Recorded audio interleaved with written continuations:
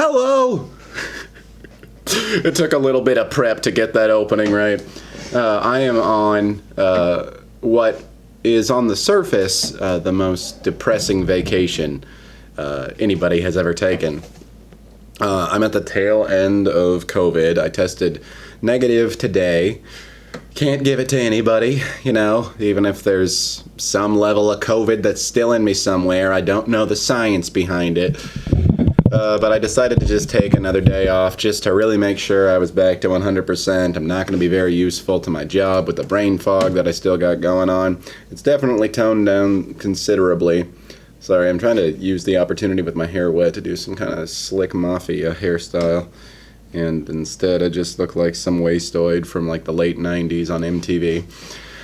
Anyway, I decided to use this COVID break that I have to come over to Seattle for a day. And I am chilling in a crappy motel, and crappy motels are just my absolute heaven. My grandma, when I was growing up, she owned a lot of them. She owned a lot of little motels. And so when we travel, there was often pretty close to where we lived, there was a motel that she owned. So I stayed in a lot of those as a kid. I think that we all have kind of a positive association with even crappy motels because they're usually a part of your vacation where you're going to do something cool, even if the motel itself is nothing spectacular. But there's something very charming about the nothing spectacular in it for me.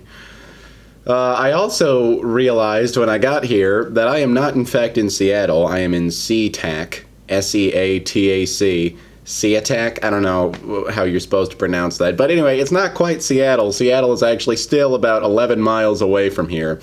And I was planning on seeing a movie in Seattle tonight, and so I have more driving to do than I anticipated. But you know what? It's all good. It's all good. It's all good.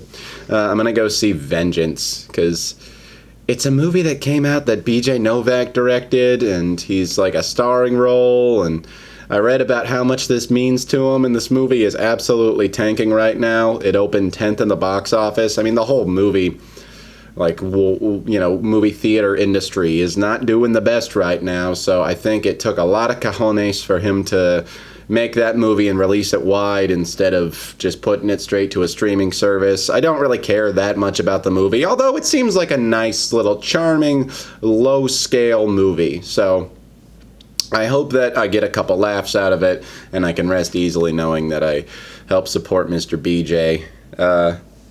This has been the break that I wanted, that I requested from work that they wouldn't give me. I even just requested 2 consecutive days, and then I bumped it down to 1 day when I didn't think they were going to approve the 2 days, and they didn't even approve the 1 day. So I got no days of vacation, but I got an entire week off because of illness. So that's awesome.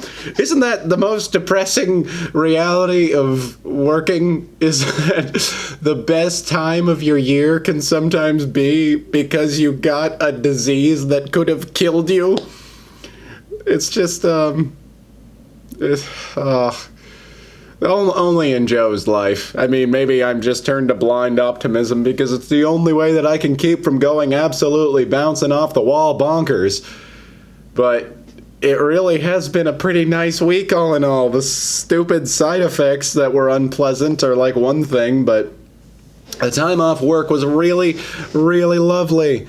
And I'm going to have to figure out how to readjust when I get back to work. Who knows, maybe the first couple days back it'll be, I had a break from it, so it's actually kind of nice to be back in the swing of working. Or maybe I'll just immediately wish that I could be back in bed with brain fog so bad that I swear that I'm Thomas Jefferson.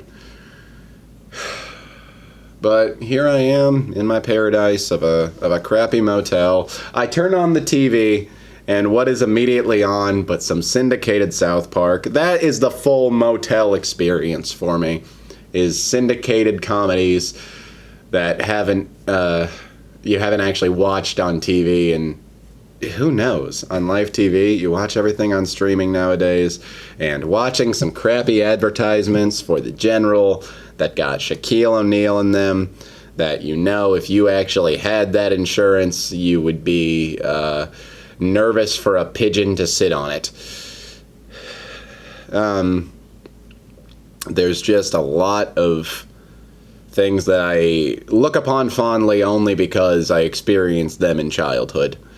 And you know what? I'm gonna let myself be in this little fantasy world that only costs a low price of $115 plus the cleaning deposit that they could rip you off for.